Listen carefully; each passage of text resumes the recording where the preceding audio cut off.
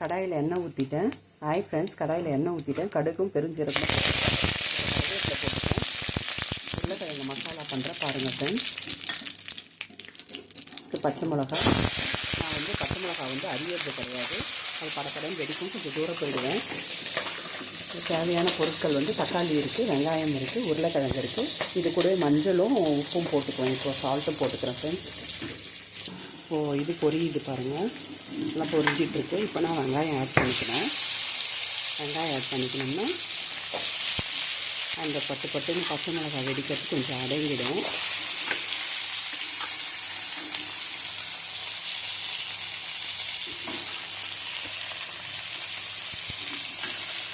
உருளைக்கிழங்கு தோசைக்கு ரொம்ப நல்லாயிருக்கும், சப்பாத்திக்கும் நல்லாயிருக்குங்க.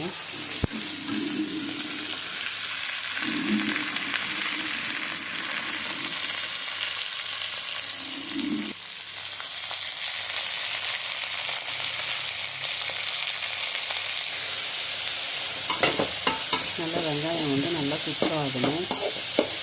அதுக்குள்ள அவசரப்பட்டு நம்ம எதுவும் போடக்கூடாது. இது ரொம்ப சிம்பிளாக தாங்க. கடுகு பெருஞ்சீரகம், கருவேப்பிலை, பச்சை மிளகாய், வெங்காயம் கொஞ்சம் நிறைய இருந்தால் தான் உருளைக்கிழங்கு டேஸ்ட்டாக இருக்குங்க. இந்த உருளைக்கிழங்கு மஞ்சள் தூள், உப்பு, சால்ட்டு சேர்த்துருக்கேன். இது நல்லா வதங்கின பிறகு தக்காளி ஆட் பண்ணிக்கலாம். உருளைக்கிழங்குல உப்பு கம்மியாக தான் போட்டிருக்கேன். வெங்காயம் கொஞ்சம் வதங்கிறதுக்காக லைட்டாக உப்பு போட்டுக்கிறேன். இது நல்லா கோல்டன் ப்ரௌனாக வந்திருக்கு பாருங்கள் ஆனியன். அது கூட தக்காளி சேர்த்துக்கிறேன். கொஞ்சம் சும்மா புளிப்பு இருந்துச்சுன்னா கொஞ்சம் டேஸ்ட் இருக்குன்றதுக்காக. ஒரு சிலர் வந்து எக்ஸ்ட்ரா நம்மளுக்கு தேவை அப்படின்றதுக்காக ஒரு ஸ்பூன் கடல மாவு வந்து கரைச்சி கூட ஊற்றுவாங்க ஃபைனலாக, உருளைக்கிழங்கெல்லாம் வதக்கிட்ட பிறகு.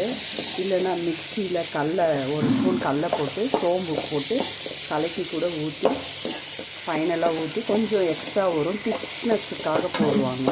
பட் நான் உருளைக்கிழங்கு எக்ஸ்ட்ரா நான் போடுறதுனால நான் அதெல்லாம் ஆட் பண்ணலை ஃப்ரெண்ட்ஸ். நல்லா தக்காளி குக் ஆகணும். உருளைக்கிழங்கை கொஞ்சம் நான் மேஷ் பண்ணிக்கிறேன். மஞ்சள்லாம் போட்டுட்டேன். மஞ்சள், சால்ட்டு மேஷ் பண்ணி வச்சுருக்கேன். லைட்டாக பெருங்காயம் போட்டுக்கிறேன், ஏன்னா வாசனை நல்லாயிருக்கும். உருளைக்கிழங்கு வாயுன்னு சொல்லுவாங்க, அதுக்காக. இப்போ உருளைக்கிழங்கு இல்லை நான் கொட்டிடுறேன்.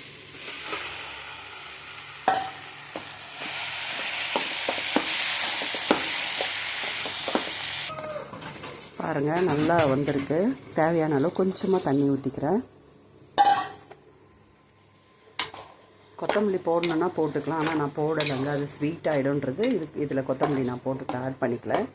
பாருங்கள் ரொம்ப அழகாக இருக்குது. அவ்வளோதாங்க. இது ஒரு கொதி வந்ததும் ஆஃப் பண்ணிவிட்டு தோசையை ஊற்றி வச்சு சாப்பிட்டோம்னா அல்டிமேட்டாக இருக்குங்க. தேங்க்யூ ஃப்ரெண்ட்ஸ், பாய். இது மாதிரி செஞ்சு பாருங்கள் ஃப்ரெண்ட்ஸ். என்னை ஃபாலோ பண்ணுறதா இருந்துச்சுன்னா கீதாலக்ஷ்மி 06 இன்ஸ்டாவில் ஃபாலோ பண்ணுங்கள் ஃப்ரெண்ட்ஸ். தேங்க்யூ, பாய்.